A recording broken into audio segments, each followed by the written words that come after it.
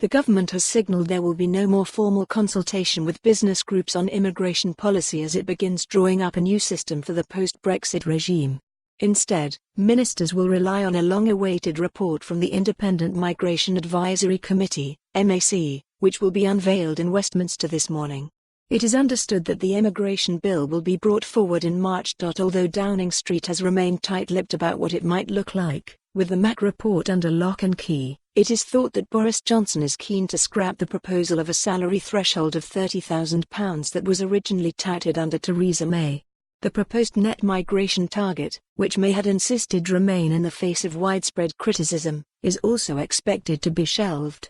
However, there is no suggestion that there may be a U-turn over seasonal or low-skilled workers, which the service industry relies on. But asked by City A.M if business would be consulted ahead of publication of the immigration bill, the spokesman stressed that government would be heavily leaning on the recommendations of the MAC's expert panel. "We are always in discussion with business," he said.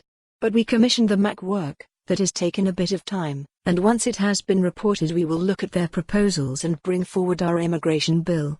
The Australian-based points system that the government will adopt will ensure the brightest and best come to work in the UK, while bringing overall immigration numbers down, he added. There was a very clear message from both the 2016 referendum and the general election of 2019 that people want low-skilled immigration bringing down, and the government is committed to achieving that.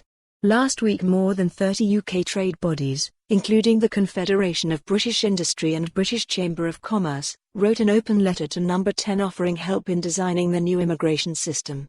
Insight from enterprise can help build a points-based model that provides greater control, whilst providing access to the labour and skills needed to support the economy, the letter said. This can go hand in hand with the continued determination to invest in training homegrown talent. However, City A.M understands the only response so far has been a non-committal thanks, while pro-Leave government sources have been briefing against perceived attempts from the community to keep freedom of movement after Brexit.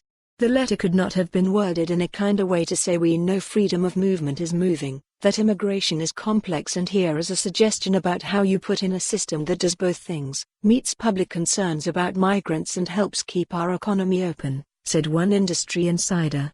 The idea that we are campaigning to keep freedom of movement is absolute bollocks. For more on this story, visit the news article link.